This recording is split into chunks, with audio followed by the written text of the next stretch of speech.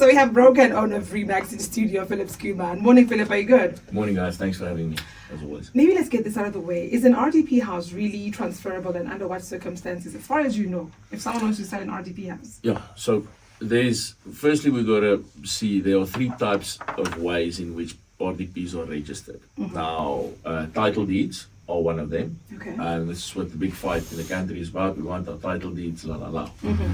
So title deeds are the first one. Then we also have a deed of grant. Okay. Which is more overseen. It's still registered in the deeds office, Mm-hmm. but it's not a title deed. It's overseen by Cogstar. And then we have a permission to occupy, which is essentially overseen by the Hoshi. Okay. Okay. Mm-hmm. So yes, yes, RDPs are transferable.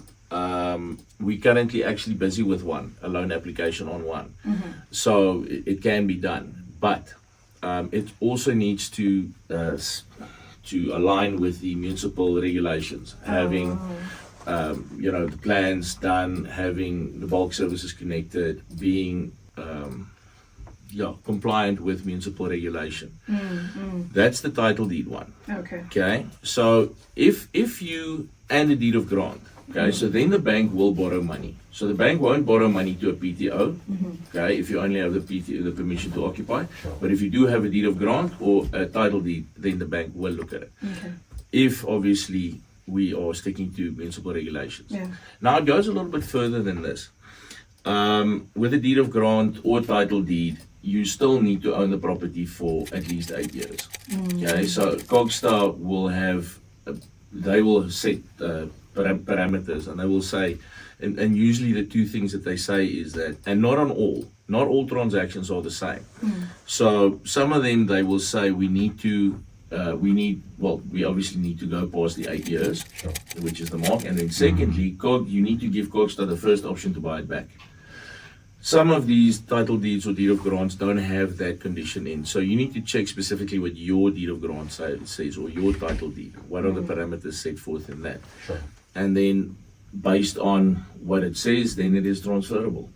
Then what do you say? I mean, I know you also play in the township market in terms of property. What do you say? And you've probably seen this a lot. People who manage to get all these RDP houses and make their money and everything. Let's look at the pros and cons of just not following the what you've just said right now. Just trying to get to someone. There's an exchange of money. You have it. You put tenants in and all of that. Like Complexion was saying, you mean portfolio RDP house. Very mean portfolio.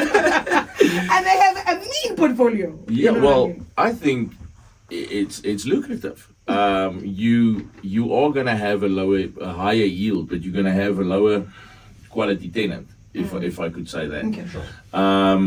You cannot necessarily bank that even your tenants are gonna pay you into the bank. They're gonna probably give you cash, which means you have to drive by and pick it up every month, which is a risk, and it takes time and all of this.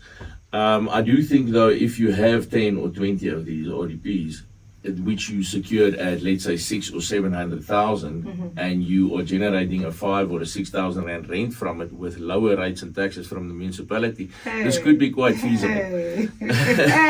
Because you're going to pay reduced rates and taxes, the whole sum just makes more money or makes more sense.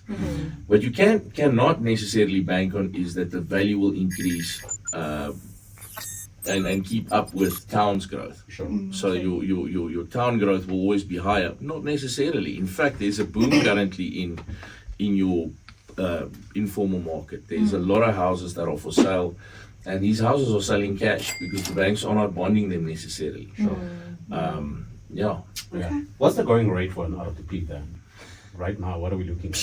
Anywhere between 600 and 700, 800, depending on what extensions have been done. Okay. The area maybe? The area definitely plays a role. Okay. Your municipal area or your municipal catchment will sort of determine the value of the RDP house.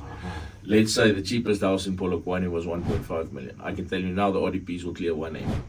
What? They'll go over 1 M because it's just the next logical step.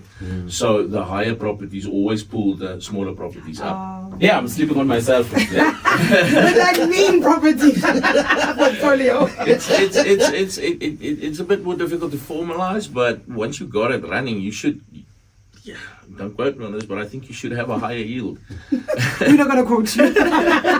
Thank you so much, Philip. That's Philip Skuman, broker and owner of REMAX. So, thanks, guys.